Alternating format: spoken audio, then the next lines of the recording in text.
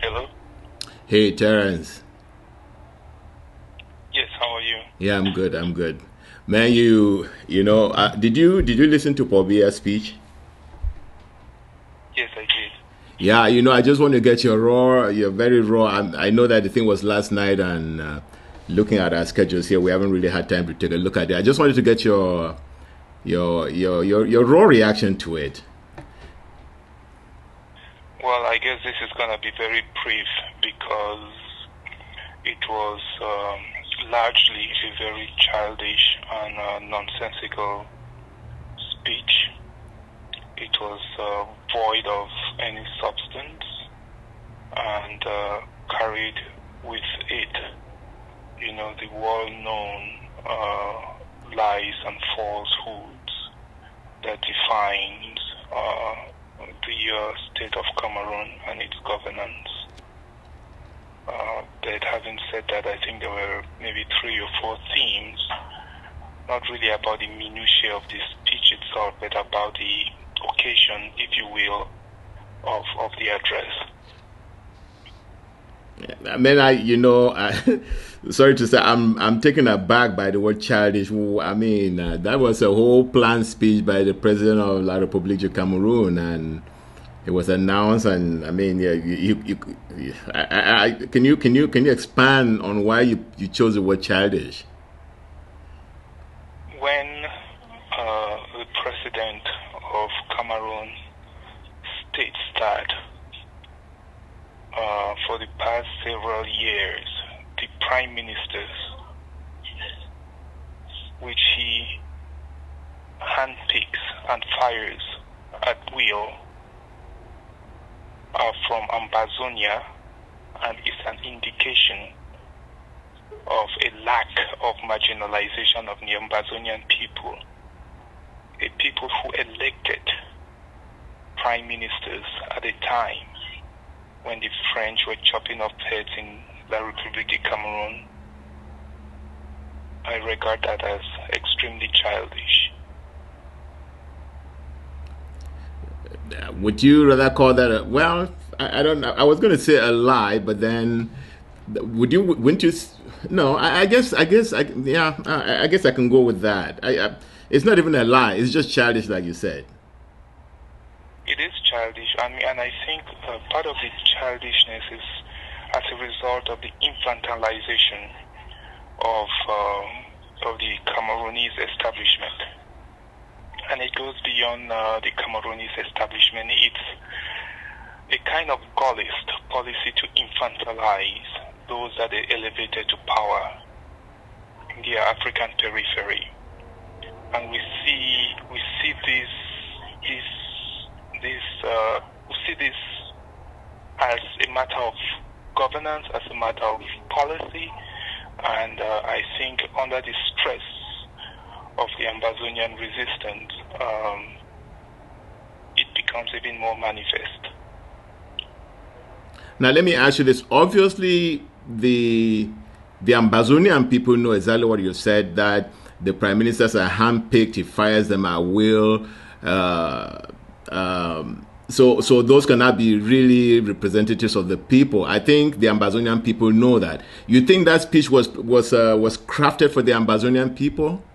Because when he says prime minister, people who are not Ambazonians or people from La Republic would not know what you just expressed. You know what I'm saying? And therefore take them to be legitimate prime ministers, like prime ministers would be in their country, in their own countries, or in other countries where they know prime ministers actually have power. Well, the very fact that he acknowledges that he picks the prime minister, and anybody of average intelligence would look at that as a joke. Who picks the prime minister? Prime ministers are meant to be elected. So again, there is really not much in the speech for us to deal with. But what is important to me is what the occasion itself represented. What the fact that on September 10th, the president of Cameroon, who only addresses his people twice a year, typically on February 10th and December 31st, finds it necessary to address his people is that's the important thing. The content of the speech, as I just said, is largely nonsensical. So are you saying that he's compelled to make this speech?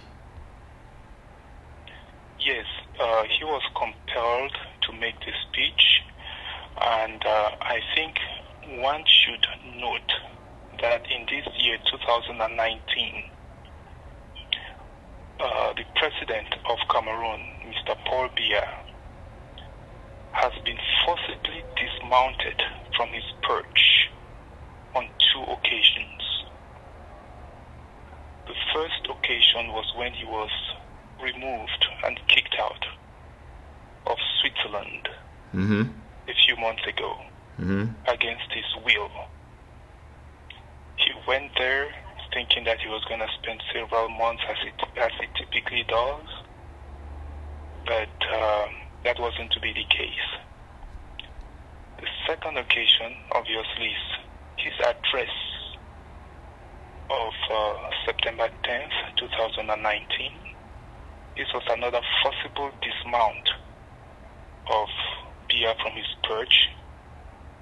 He was compelled by his benefactors, largely in the so-called international community, to quote-unquote address his people. And having nothing to offer his people, he resorted to childish falsehoods and an incoherence that, doesn't merit a lot of our time. But as I said, there are a few other things that this address signified, and that I want to pick out from a largely kind of a higher level to address, if you will, rather than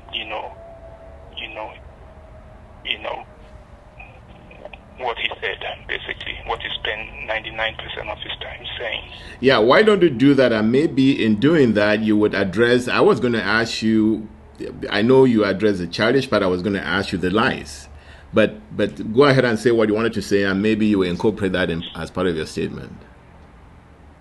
Okay. The first thing is that he found it necessary to assert his legitimacy. He found it necessary to remind his benefactors and maybe the Cameroonese people that he was voted. That should have been self-evident if he himself or his benefactors did not question his legitimacy. The second thing which I noted was that he found it necessary to deny the accusation that his government is carrying out a genocide, or his government stands accused of carrying out a genocide in Amazonia. And the third point was that he continued with a lie which was first unwrapped to the world by the UN High Commissioner for so-called human rights, Michelle Bachelet. Yes. Who had accused on May 6, 2019, after visiting Yaoundé, had accused Amazonians of burning their own hospitals, of burning their own schools, of burning over the close to 300 villages that are on record as having been burned, of torture, of killing civilians. He made that accusation on the heels of what Michelle Bachelet had said. And this is dangerous, and it is planned, because I can assure you that in the days and weeks ahead, following Michelle Bachelet and Paul Biya, you will see the public relation firms and the lobbyists and his allies in the French press and the Western press will start singing that narrative that the Ambazonian people who came out 2 years ago with peace plans have resorted to burning their own villages, to killing their own civilians, to raping their own women. So those are the items that I wanted to take at a higher level and address, and not some of the details that he spent his time talking about. You know, what I found fascinating about those lies is, I mean, we have videos of rapes. We have videos of the army of La Republique burning schools. We have the deal of Manthe telling villagers to leave their villages to go where we don't know, and then shortly after that, those villages are burned. So you know, is it some kind of amnesia, or they just want to lie and hope that they can make the lie somehow be accepted by the world and somehow it becomes true? Well, it is a Hitlerian form of propaganda that if you tell a lie large enough, big enough, and often enough, it becomes the truth. So they believe. It is also, in my opinion, a form of projection in the context of the psyche. Mm-hmm. I think there is a Cameroonese writer called Patrice Nganang. Mm-hmm. I know him. Uses a phrase called propagande par le miroir. And it basically says that the perpetrator of the crime accuses the victim of the crimes that he is committing, who ends to commit. And in this propagande par le miroir, we've seen that, unfortunately, it was started by an international civil servant, the so-called Commissioner for Human Rights, Michelle Bachelet, who went to Yaoundé and instead of speaking truth, decided to victimize the victims. Paul Biya has echoed that, and I imagine that in the next few days, his lobbyists and others on his payroll will create an echo chamber of that narrative. So it is very dangerous, and it's something that needs to be addressed squarely. Well, let me ask you this question, okay? Yes.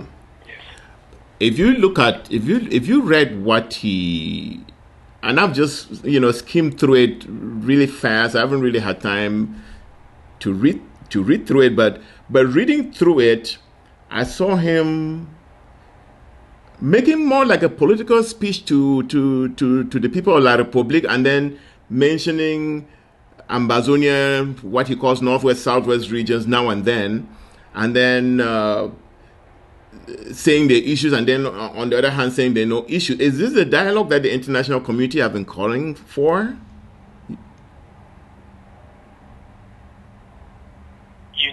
I think in one of my appearances on the show, we talked about the status of Ambazonia and Cameroon.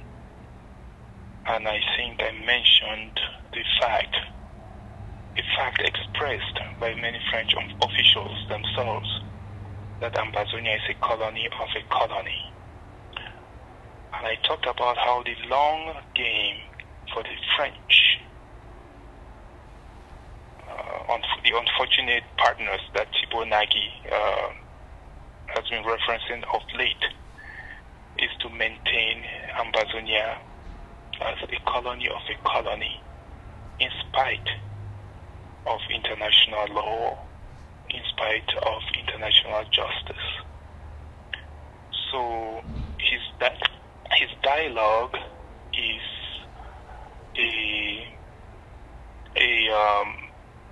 it's in his view, in the view of the French establishment, in the view of the international bureaucrats that support Biya and support these servile governments on the continent, is to hope that we fall for the trick. And I think it's an act of desperation, and I don't think it will lead to any outcomes that they're hoping for. I really do not think that even they believe that this dialogue called for by Paul Biya will lead to the resolution of this crisis. No, I don't think so either. Now, would you? Because when I read it, and I know he was saying having dialogue with who? Well, the thing is that you capture, the man captures all the leaders of the struggle on the ground and throw them in jail, and then he's asking the question, having dialogue with who? I found that question. I found that very, very, very humorous. Let me interrupt you real quick. That's why I do not want us to get into the details of this speech, because in one breath he says, "Who are we going to have dialogue with?" In the next breath he's saying, "Diaspora, come home. Amber fighters, come home." All of the, So that's why I'm saying it was incoherent. It was childish.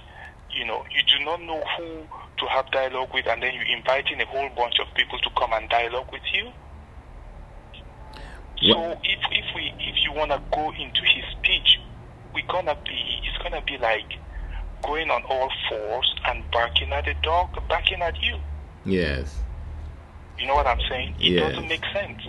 And that's why what I wanted to do was to highlight those larger themes that this occasion represented and address that, rather than, getting into the minutiae of something that was completely incoherent.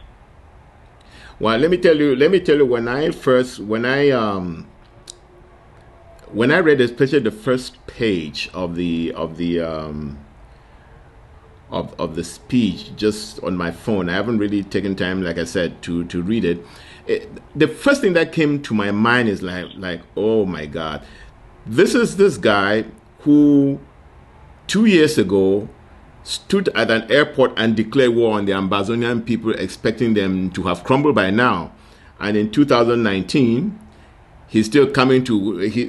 So what quickly came to my mind was war declared, war lost, and in fact, if you view just from first impression, the whole thing is very defensive. It really looks to me like a man who is out to, because for the first time, if you go and read, you actually see him apologizing to the people of Ambazonia in ways that he's never done before. So I don't know. Do you feel the same, that there is some, not remorse, but real capitulation in the whole thing? Of course, there is capitulation. His last sentence was that Cameroon is one and indivisible and will remain so. Wasn't that telling? I suppose that will be the conclusion of his national dialogue. I suppose that is proclaiming the outcome of his national dialogue. Cameroon is one and indivisible and will remain so. But I look at that statement as an acknowledgement of defeat. If he was so confident, if his masters were so confident that Ambazonia will remain a colony of Cameroon, or in their own words, one and indivisible, it would have been self-evident. Yes. Yes. He would not have had to make that as his last statement of this grand address, Yes. unusual address that he was giving to whoever. And it's interesting, I mean, I've come to the conclusion that whenever you hear a Cameroonese or any members of this servile colonial Cameroonese establishment utter that statement, I think it's a feather in the hat of the Amber Boys. Yes. If they find themselves having to declare that their country or their colony is, one and indivisible and will remain so, I think it's an acknowledgement that they've lost the battle, not the war, because the war is still going on. Yeah, I was going to use that word acknowledgement also because you never heard the president of America end any address by saying America is one and indivisible. He says, "God bless America," isn't it? Yeah, I mean, it really reminds me of what the French used to say about Algeria. Yes. Remember, I think you did a piece recently about Algeria, basically at the university level, getting rid of French in order to have their academic papers in English and so on. Yes. The French used to say of Algeria as being, what is the phrase? Algeria Française. L'Algérie française restera or something. I mean, it's almost paraphrasing what Biya is saying. Yes, yes. And they had been in Algeria for over 100 years before the Algerian resistance started. And they lost, and so again, it's an acknowledgement of defeat when he feels that he needs to say that. And it is a sad spectacle, to see him in the autumn of his life being compelled by whomever to stand and find it necessary to assert his legitimacy as president, finding it necessary that after a long life in governance, in leadership, he has to put his hands up and say, my government is not involved in genocide. What a sad sight. Yes, and before I forget, though, I want to mention something, and I know you may have a word to say here. I listened to a piece by Patrice Gannan, and he said the American Congress has used the word genocide in reference to Ambazonia. He also said that the Swiss have used the word genocide in reference to Ambazonia. Paul Biya also just mentioned the word genocide in reference to Ambazonia. What's going on?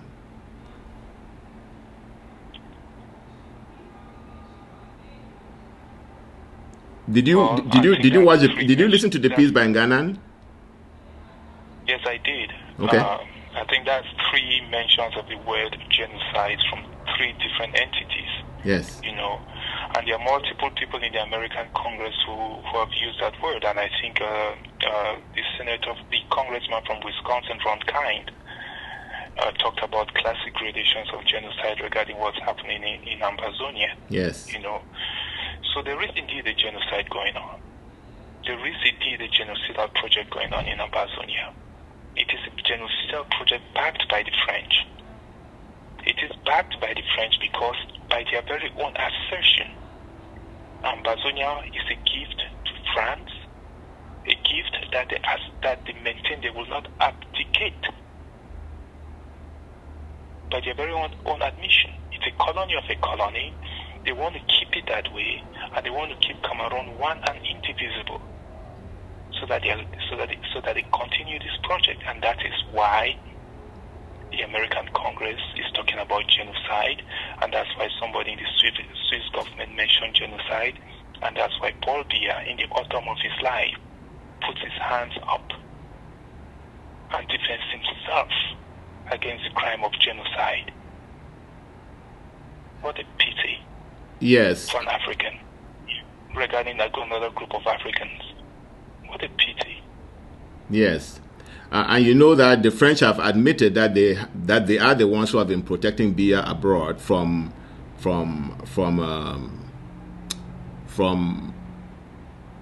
that they have been protecting Biya from abroad politically and otherwise. I'm sure you also read that.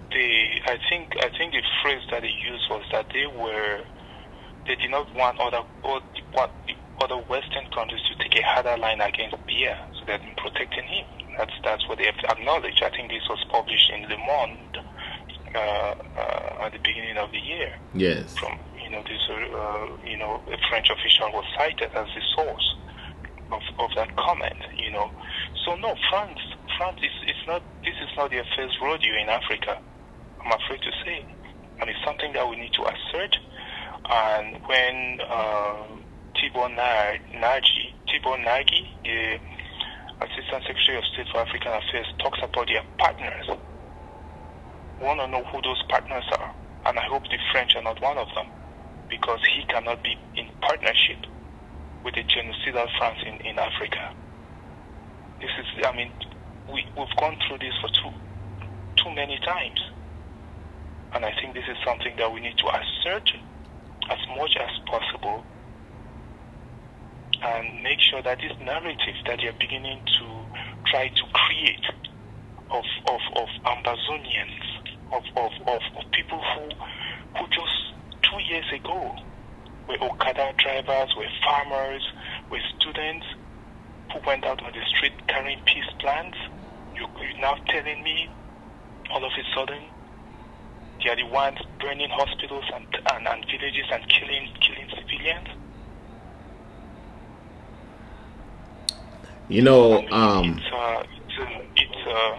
It's something that is very serious, and I think that even though it may be obvious that it's a lie, but we shouldn't take it lightly. We shouldn't take it lightly. No, we're not taking it lightly. Let me. I just want to say something which, when I looked at that speech, it came, or when I finished glancing through it, it came to my mind. The word schizophrenic keep coming, because when you looked at it, you see that it was defensive. It was trying to be defiant. It was trying to be apologetic. It was like, what are they trying to say?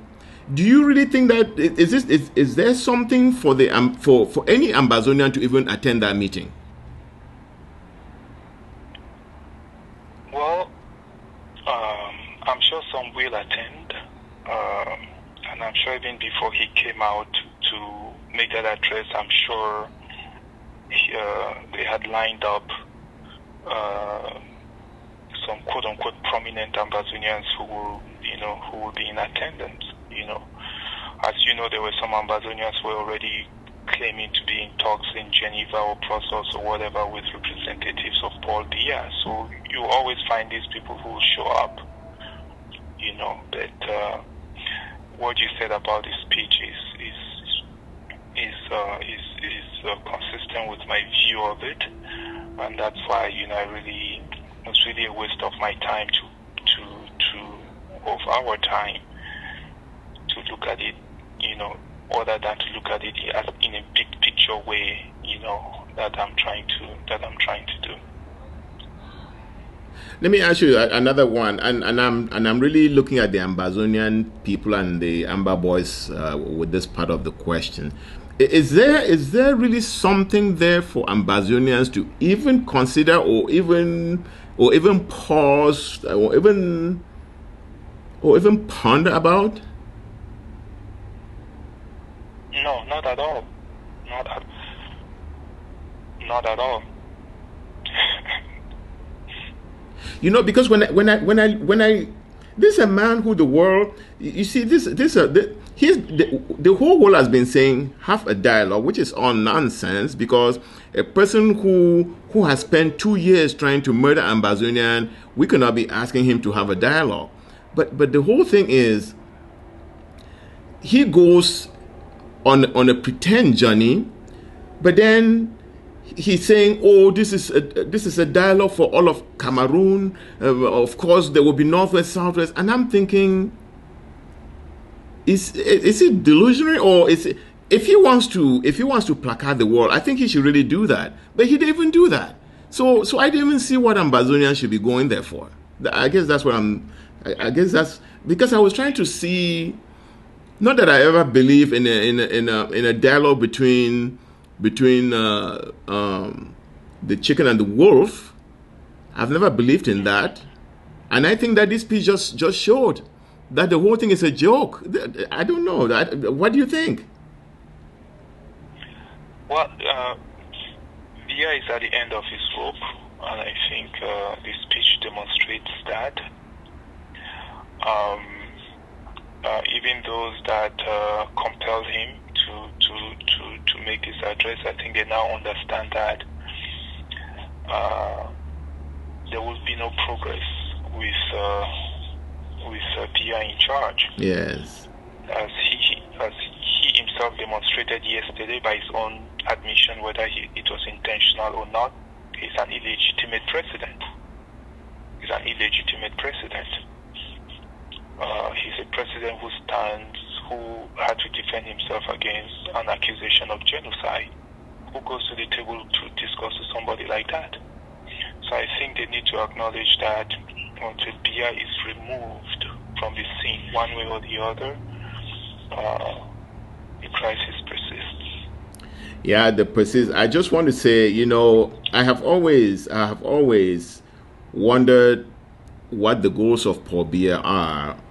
You have Siseko Ayok Tabe, who is the most legitimate leader of Ambazonia. I think there was a process by which he became the president of Ambazonia. You have in your jails, so when you ask negotiate with who, that's who you should be negotiating with. And when I was thinking about that, I was thinking of the South Africans, that, when the South Africans really wanted to resolve the problems of apartheid, they went to Nelson Mandela. And so it's just a joke. But in that joke, the UN or the secretary of Guterres, Secretary General of the United Nations, came out and was in support of it. Did you read that? Yes, I read the statement written by the French citizen who is the spokesperson of the UN Secretary General. Oh, he is French. Again, he is French. Oh. He's a French bureaucrat who, as I told you in one of our discussions, they have a way of trying to use these multilateral organizations in order to achieve their goals, Mm-hmm. And it's very funny how they're always placed in strategic positions when some of these things are happening. I don't know how that happens. Maybe I'll tell you how it happens. Diplomacy. I'll tell you how it happens. But please don't lose your thought. The French know. Yeah. The French know that they are committing colonial crimes, war crimes in Africa, and so they are constantly on the defense. And so all these placements are very, very strategic. Did you see how soon they came out to support it? And they did it in the name of the UN, in order to tell every other person that, hey, the UN has spoken, so line up. You know what I'm saying? Yeah, it's you used the word schizophrenic. Right, these are the same people who were talking about the Geneva thing a few weeks ago. Yes. So all of a sudden Geneva has become irrelevant. I mean, they're doing everything but addressing the issue, the root cause of the issue. And I think I want to go back to the Americans, Mm-hmm. to the Assistant Secretary of State for African Affairs. Mm-hmm. If you are dealing with your so-called partners who are even unable to recognize history, the facts of history as a reality, you better reconsider those partnerships. You know what I'm saying? Yes. Terence, yeah, please go, continue. I said the fact that they came out less than 24 hours after Biya had given his address was that everything had been prepared in advance. Everything had been prepared in advance. Right? Yes. And I think today and tomorrow they're going to be very disappointed. They're going to be very disappointed. You know, because the UN is not the UN as we used to look at it. It's a diminished organization because it's morally bankrupt. You're morally bankrupt when it forms trust territory of your organization. It's been subjected to what people are calling genocide. Yes, and you cannot acknowledge that. Absolutely. You have no moral standing if you cannot acknowledge that a territory and a people with borders, international borders, that still today are in documents in your offices, are being subjected to brutal colonial rule by France, and you cannot acknowledge that, then you're morally bankrupt. And if you look at France like a partner to deal with in resolving this issue, you too are morally bankrupt. And we have no respect for that. As small as we are, the ants that we are, we will stand with a moral rectitude until the end. Yes, you know, one of... Grace. Yeah, please continue. No, I'm just saying it's going to be a saving grace, you know. Yes. Because eventually, all of these ruffians, all of these rascals will have to give way, and we'll have some gentlemen and women of character and morality who come and look at the situation and say, enough is enough. Yes, I want to go back to something that you said about Biya being childish and in an infantilized environment, like you said. You know, here is a man who the statistics of the deaths in Ambazonia are well known, which he claims are part of his territory. And he comes and does not address that issue frontally. And he addresses it as though it's a joke. And spends time speculating on what social media is doing. I mean, everybody knows what social media does. He, as the president or so-called president, if he was serious, he should come and address the issue and address it seriously. Did he? There was no seriousness in the address of the issue. And he did not go to the root cause. And in one hand, he says that, this whole thing started because of Okada interpretation and something. And then, you know, when I read that part, I'm like, why does it take teachers and lawyers for you to start instituting these things that you said you instituted? And all of them were not really what the people were asking for. They will ask for something and you go and create your own problem and then provide solutions for them and then come and then say, here is the problem. And all what he was talking about is not what the people of Ambazonia were asking for. Was it? And if it was, why do you have to wait after 57 years before you want to include a branch of the Supreme Court to deal with Ambazonian common law that you inherit? When Ambazonia came, it was a whole country with a whole legal system. What happened to it that is now that you're trying to do something about it? What happened to the educational system of Ambazonia that is now you're trying to address the Anglo-Saxon part of it? What happened to it? And then you say there's no marginalization. There was absolutely no seriousness in that whole thing. As I said at the beginning of this conversation, if we have to go into that incoherent speech that he offered, it will be akin on going on all fours and barking at a barking dog. It's really not worth it, because I mean, there's nothing to see here, But I think hopefully we've identified some larger themes that is address reflected, that is what I call occasion reflected, because it is an occasion. Let's admit it. Biya, other than twice a year, he doesn't make addresses like this. So it is an occasion, it is an event. And as I mentioned earlier, it is the second time in this year 2019 where he has been forced to step down from his perch and do something which is out of character. And when you watch a boxer being get a blow to the head, and he falls down and he gets up, he's disorientated, that's what that speech was. It was a system that has been given a knockout punch by Ambazonians who, as I said, 2 or 3 years ago were just trying to make a living, and then they brought this force onto their lives, and they had to defend themselves.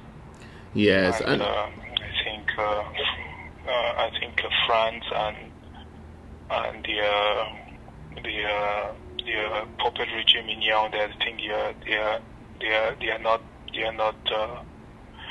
don't have it all together. They never expected this, and they become completely incoherent, and they can try to rope in the UN or whoever they think they can, but I think it's game over for them, and I think this occasion yesterday was a marker in that conclusion. Yes, I just want to say that Biya, in his childishness, addressing a country that has been